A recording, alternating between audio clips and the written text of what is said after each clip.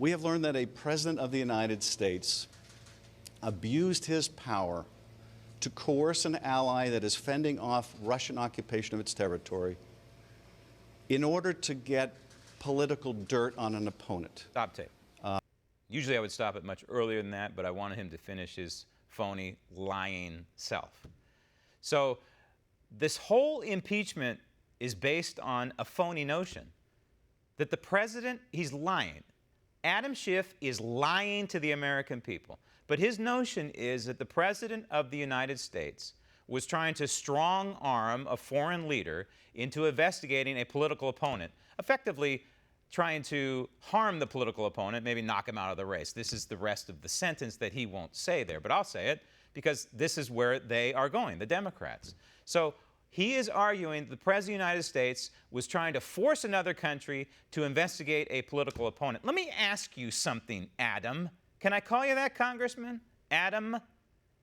What if Joe Biden had just gone off into the sunset and retired, you know, kind of like Barack Obama is? We see him once in a while, like the groundhog, which is kind of nice. We don't see him a lot. Pokes his head up every once in a while. What if Joe Biden did that? And it was Joe Sixpack Joe Biden instead of Lunchbox Joe running for president. Joe Sixpack Joe Biden was just off there playing golf somewhere with Barack and having a good time in retirement. Would you care? Would you say anything, Adam? Would you launch this investigation? Would you launch this attack on the United States Constitution? Would you launch this investigation into the 45th President of the United States, politically motivated? Would you do that if Joe Biden was just citizen Joe Biden? The answer is no. He wouldn't give a hoot. Adam Schiff wouldn't give a hoot what Donald Trump did on that phone call. But they were able to kind of connect the dots on behalf of the American people in a very nefarious way. We've read the transcript, even if it's not verbatim, even if it's not word for word. We know the tenor of the conversation. We know how it went. And we know when Donald Trump was speaking to the president of Ukraine, he was speaking about an investigation that was already underway by the Ukrainians.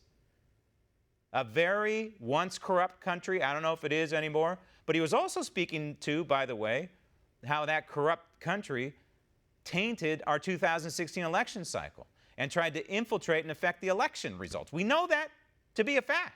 There's no debating it, right? So we have the president telling the other president, hey, can you follow through with this investigation? Yes, it involves Joe Biden, but it involves Joe Biden and Hunter Biden, his son. And I would like to know, I don't know if the entire country wants to know, but I would like to know what transpired.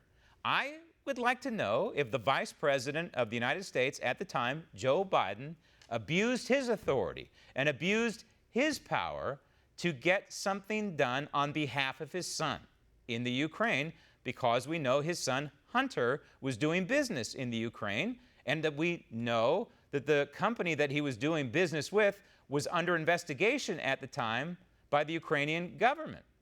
And so I want to know if Joe Biden, Vice President of the United States under Barack Obama, when this went down, I want to know if Joe Biden violated the Emoluments Clause of the United States Constitution. How is this a violation of the Emoluments Clause?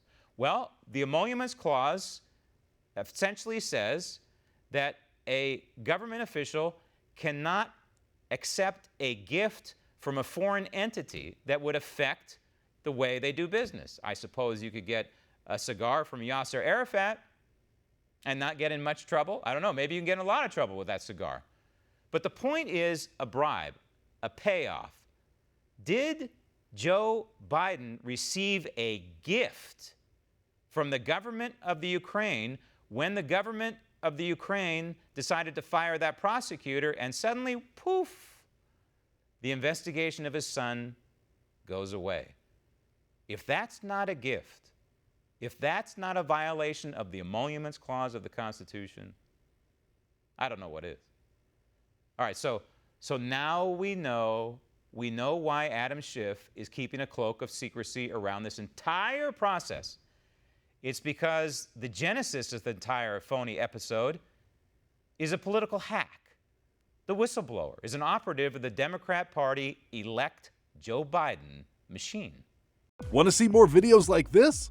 Click on the link below and subscribe to One America News on YouTube, and call your cable provider and kindly demand that One America News is added to your lineup. Call and subscribe today.